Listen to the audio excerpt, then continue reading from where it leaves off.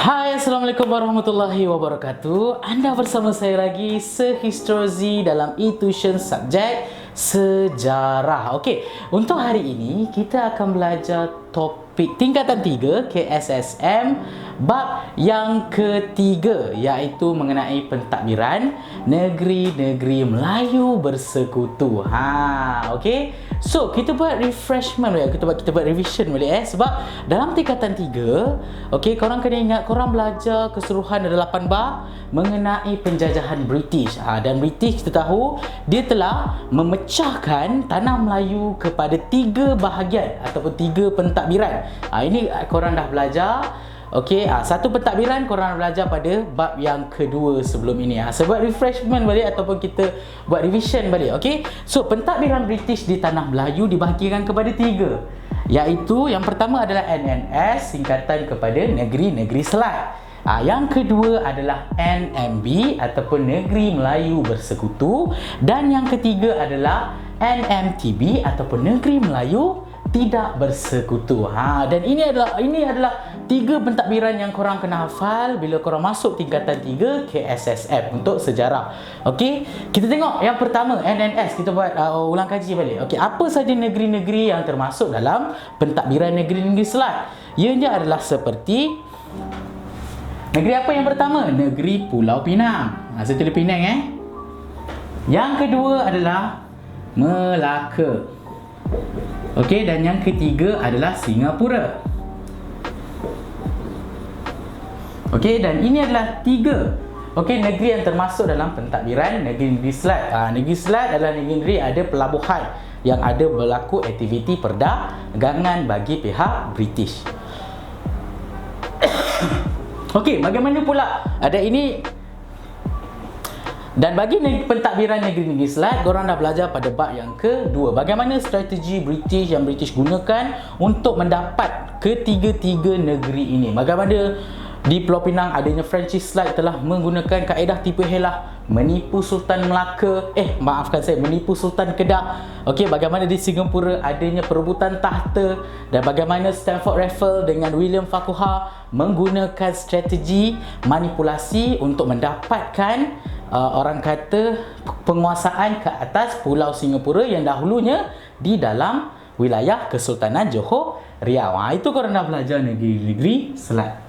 Okey, untuk hari ini kita akan tengok bagaimana pula British mendapatkan atau menjajah negeri-negeri Melayu Bersekutu. Apakah negeri-negeri tersebut? Kita list down dahulu. Yang pertama kita ada Perak. Yang kedua kita ada Negeri Sembilan. Okey. Yang ketiga kita ada Pahang. Okey, yang keempat kita ada satu lagi adalah Selangor. Maafkan saya. Okey, kita ada Selangor. Okey, nanti saya akan terangkan selepas ini. Saya tuliskan dahulu supaya korang boleh nampak bagaimana pula dengan negeri-negeri Melayu Tidak Bersekutu. Yang pertama kita ada Kedah. Yang kedua kita ada apa? Yang kedua kita ada Kelantan. Dan yang ketiga kita ada Perlis. Okey, dan yang keempat kita ada apa? Terengganu. 4 je ke? Tidak, ada satu lagi yang terakhir kita ada Johor. Ini adalah 5 negeri yang termasuk dalam pentadbiran negeri Melayu Tidak Bersekutu, dan ketiga-tiga pentadbiran ini mempunyai perbezaan yang sangat-sangat ketara. Kenapa mereka kena pecahkan negeri-negeri ini ke dalam 3 pentadbiran yang berbeza? Apa yang menyebabkan negeri-negeri ini berbeza? Yang negeri Selat korang dah belajar bab yang kedua. Yang negeri-negeri Melayu Bersekutu saya akan ajar selepas ini, dan negeri-negeri Melayu Tidak Bersekutu korang kena tengok video saya yang selanjutnya nanti. Okey, so korang dapat ini kena hafal lah ni.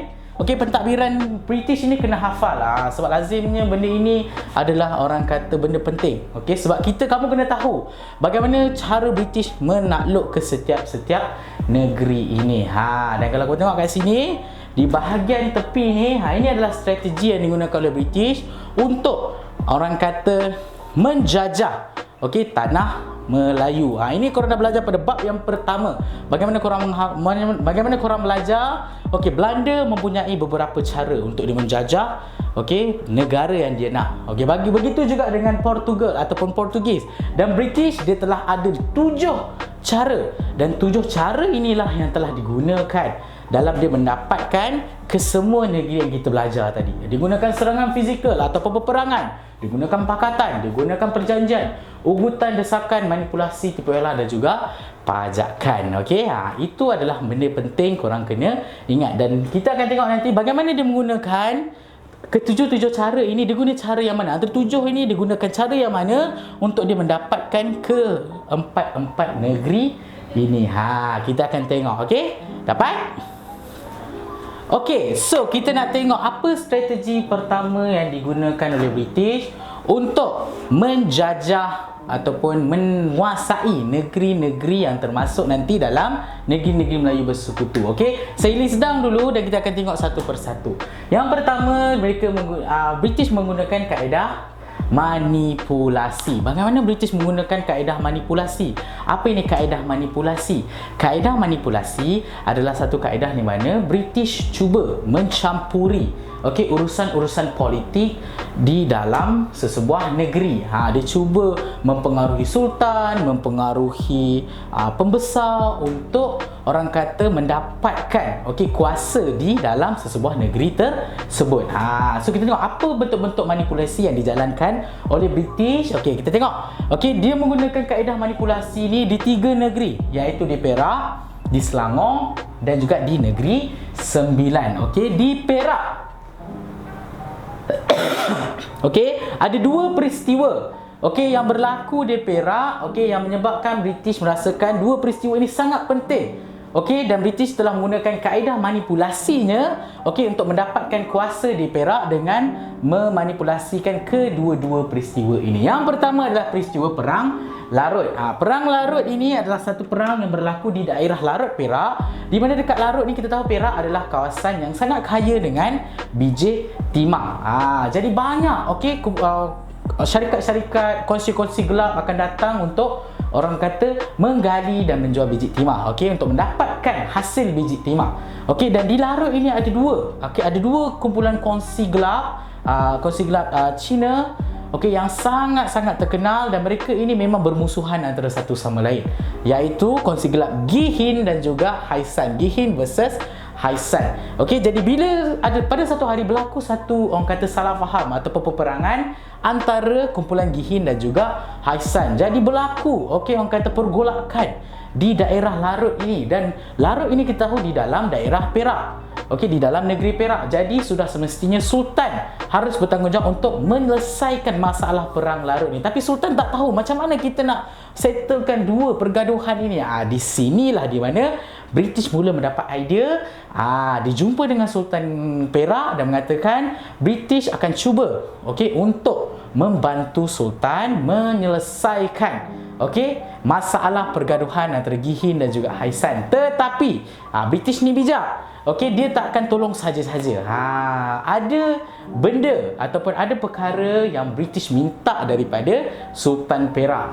Tapi nak tak nak, Sultan terpaksa menerima tawaran British untuk membantu menyelesaikan perang Larut ini. Itu yang pertama, kaedah manipulasi yang digunakan oleh British di perang Larut dalam menyelesaikan masalah Gihin dan juga Haisan. Bagaimana pula yang kedua? Situasi yang kedua, satu lagi situasi yang memberikan kelebihan kepada British untuk mendapatkan penguasaan di Perak, iaitu dekat Perak ini berlakunya perebutan tahta, di mana pada zaman di Perak ini adanya golongan-golongan kerabat-kerabat diraja yang tak sabar nak menjadi sultan. Jadi bila ada sultan mangkat, mereka berebut-rebut untuk menjadi sultan. Aku jadi sultan, tak aku jadi sultan, aku jadi sultan.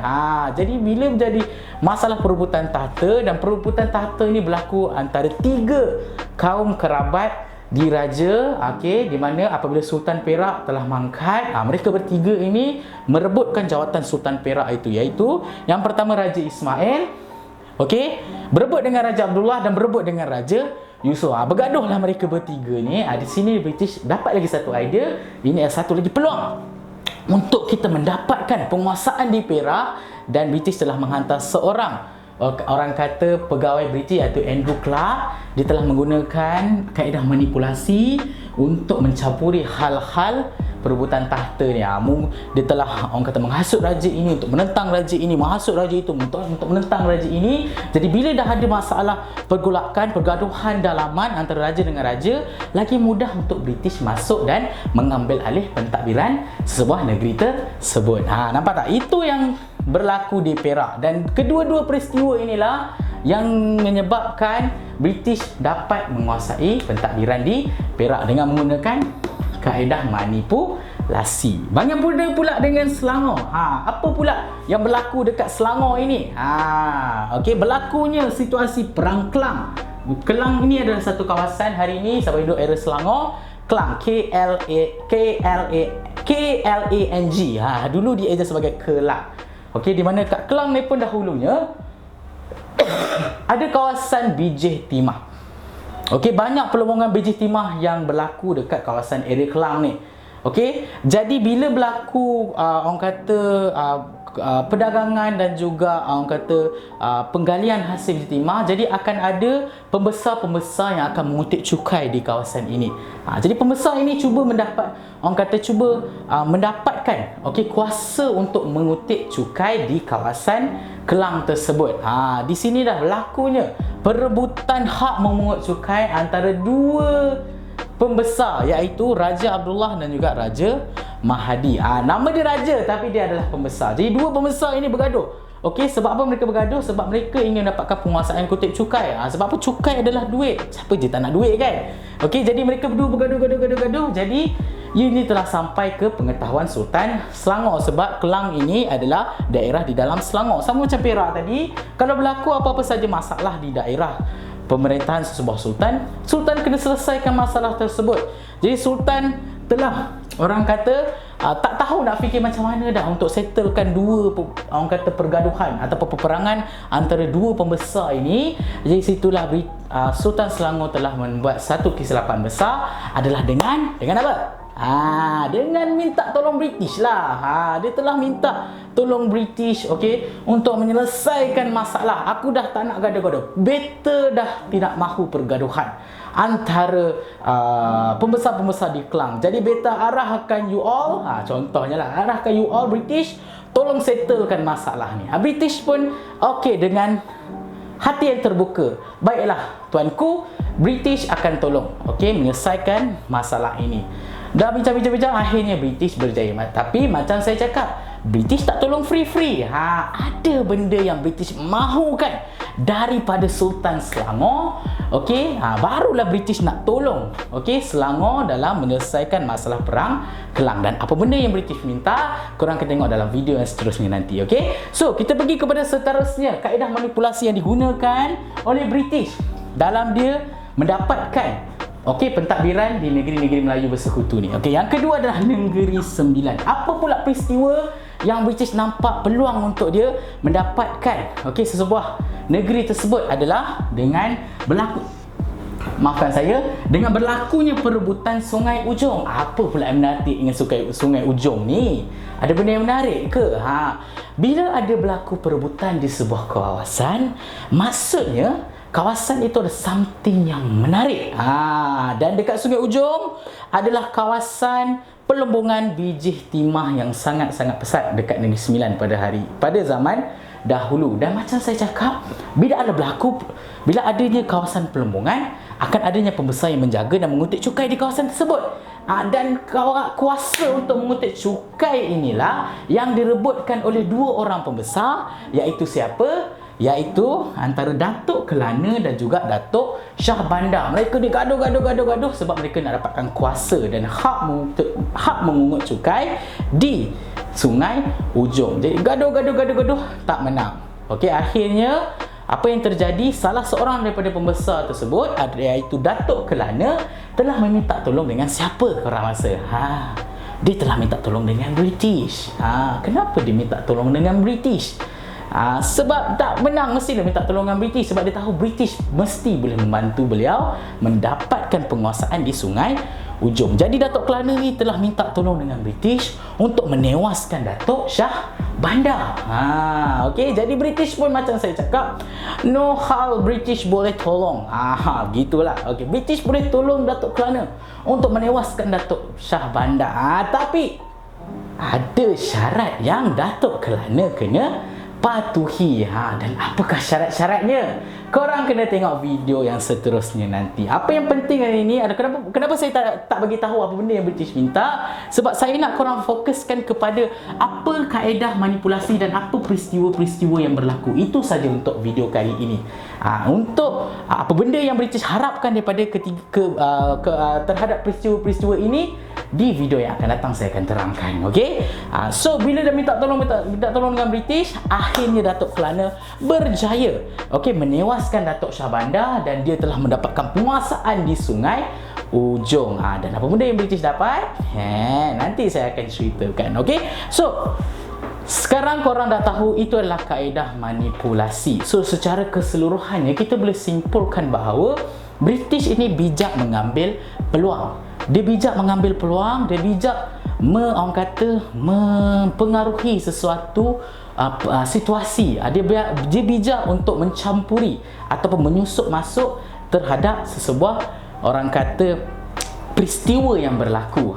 So apa pengajaran kita boleh dapat daripada video saya kali ini adalah, kalau korang tengok sini, apa benda yang sepatutnya tidak berlaku dalam, orang kata, pentadbiran di negeri Perak, Selangor dan Negeri Sembilan.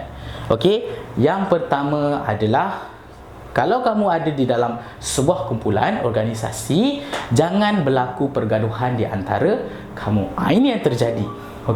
Bila ada orang berebut tahta, kamu di dalam satu pentadbiran, tapi kamu bergaduh antara satu sama lain, dan akhirnya orang luar yang mendapat benda yang menjadi hak kamu, tapi orang luar yang kamu tak kenal dapat. Sama juga macam ni, perebutan tahta, perang Kelang, perebutan Sungai Ujong, padahal mereka semua adalah dalam satu negara, satu daerah, satu bangsa yang sama, tapi mereka bergaduh antara satu sama lain. So bila kamu bergaduh antara satu sama lain, itu yang membuka peluang kepada anasir-anasir luar untuk datang menyerang kamu secara kamu tidak sangka. Itulah pengajaran yang kamu boleh ambil. Sebab apa saya beritahu begini? Sebab selalunya soalan kebat dia akan tanya soalan-soalan begini. Pada pendapat anda, mengapakah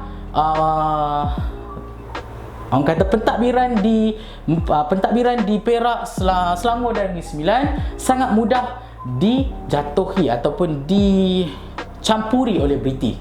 Korang boleh jawab dengan berlakunya faktor dalaman, perebutan tahta, perebutan tempat, perebutan hak mungut cukai dan sebagainya. So apa yang kita boleh belajar adalah kita seharusnya mempercayai orang-orang yang dekat dengan kita. So kita harus bertolak ansur antara satu sama lain supaya orang-orang musuh-musuh kita yang di luar sana tidak mudah untuk menyerang kita. So, sampai di situ saja video saya pada kali ini. Jangan lupa untuk lihat video-video saya yang lain dan banyak lagi video-video daripada tutorial yang menarik di eTution. Dan jangan lupa video ni ada part yang kedua, saya yang seterusnya nanti. So jangan lupakan saya Sehistrozi dalam subjek sejarah, dan jangan lupa juga untuk subscribe, share link dan juga like video saya dan video-video tutor-tutor yang lain di eTution.my. Dan jangan lupa tagline kita orang. Apa tagline-nya adalah anything, anytime dan anywhere. Bye.